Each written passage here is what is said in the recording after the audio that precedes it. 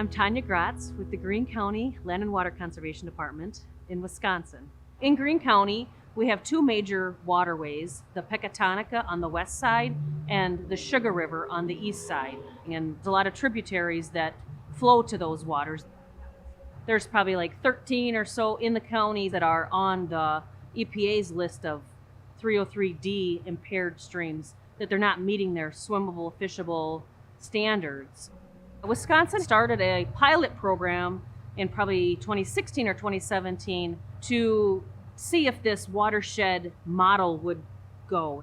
So in 2017, the Land Conservation Department and Extension Office, we put our heads together and came up with a list of maybe 10 to 20 farmers that we thought were innovative and well respected in the community and doing things that we want to see more farmers do.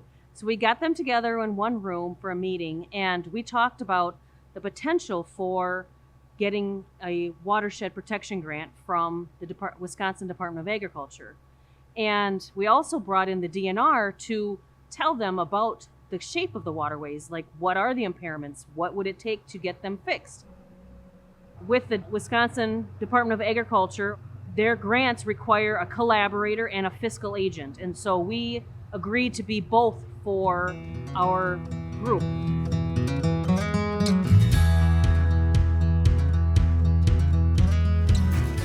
The farmers of the Sugar River were born, and we're kind of focusing on soil health, so we're not necessarily quantitatively saying how much nutrients we are reducing in that, but by default, if we focus on soil health, it will happen.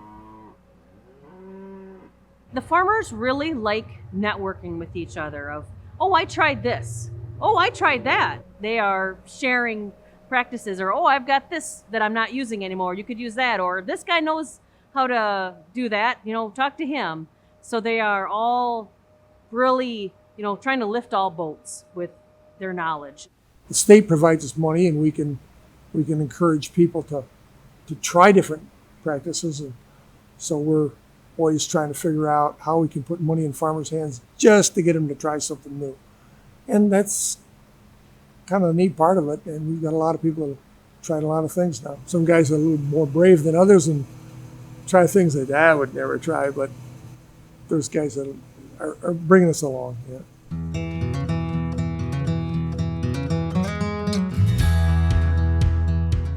My name is Greg Olson. I'm Sand County Foundation's Field Project Director.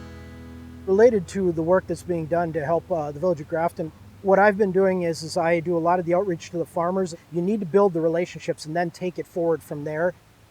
In the Village of Grafton work, we had the advantage of there was a DATCAP-funded farmer group here called the Clean Farm Families of Milwaukee River. They showed interest in wanting to work with the village.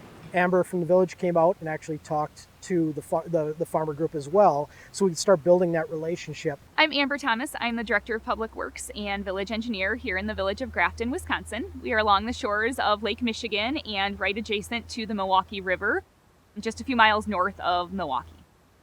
Recent regulations over the last few years in Wisconsin have set phosphorus compliance regulations on our plant, looking at treatment at our facility and the infrastructure it would take to expand our facility and treat out that phosphorus was going to be in the tens of millions of dollars. But when we look at the Milwaukee River here, a lot of the phosphorus that's making it to the river is not from our plant. That's where it made sense to kind of look at other options to treat and to remove that phosphorus from the river. And we are using funds to pay our local farmers to put in sustainable practices. It seemed like the right choice, not only financially for our ratepayers and for our staff, but also for actual increase in the healthiness of the river to work with our farmers. And it's kind of a win-win, right? Keeping the phosphorus on their farm fields is good for their practices as well.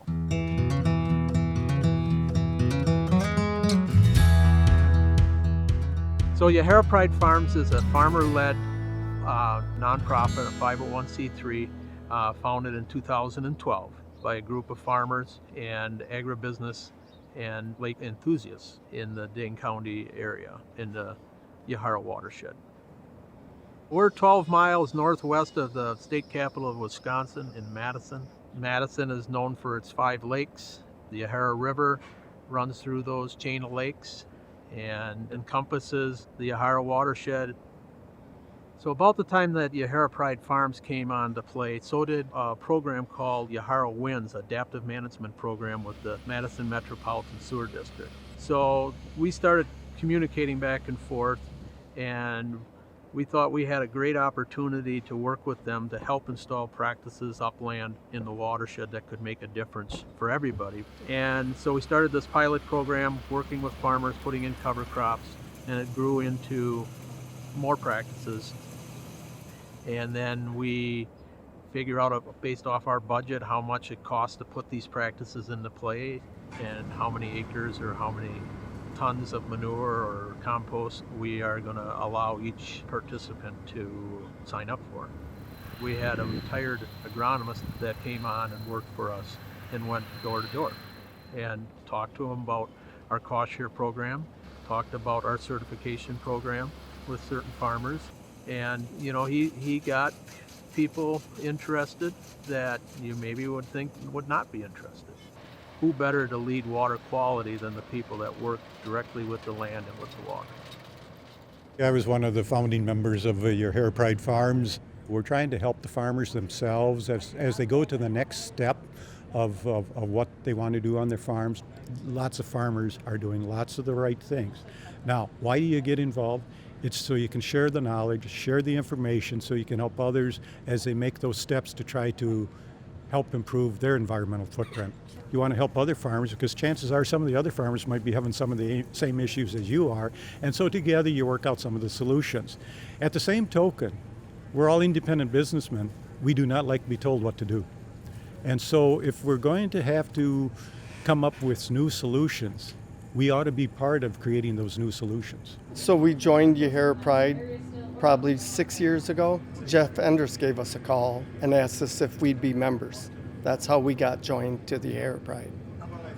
It's a good group of farmers that try to help each other save the soil, save the water banks. I think the farmers are doing more than anybody to keep the lakes clean. A watershed group like Yahara Pride, you're learning from so many different farmers. It's huge. It's a learning experience. It's mind-blowing.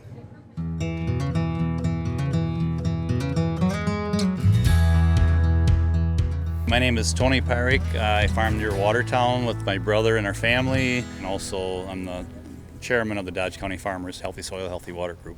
Well, our farmer group was started as a result of Lake Association people wanting to mandate buffers and kind of control what the farmers do as far as trying to control the phosphorus runoff and that. I attended one of the watershed groups that was up in northern Wisconsin, and they have a farm group going, and at that point I saw what they were doing, and then I felt it was a good idea to get our group going down here. And we got a good group going here in Dodge County. We just want to get more and more farmers to do the practices. The only way I guess we can do that is by having these events, bringing the farmers out as you see here today, and show them what we're doing. It's hard to just tell them what to do and try to lead them into it. They're going to have to want to do it, otherwise it ain't going to happen. The amazing thing that always happens in the farm community is once they understand the issues and understand what the goal is, farmers will push to meet that. Water is important to all of us, and how that water affects your land is extremely important on the crops you grow. There's a lot of ways you can try to improve agricultural practices by not having the water run off and the soil erode, because it's costly to lose soil. The soil doesn't belong to us. It belongs to future generations, grandkids, great-grandkids, generations down the road. So it's important that we take care of it while we're here and not squander it.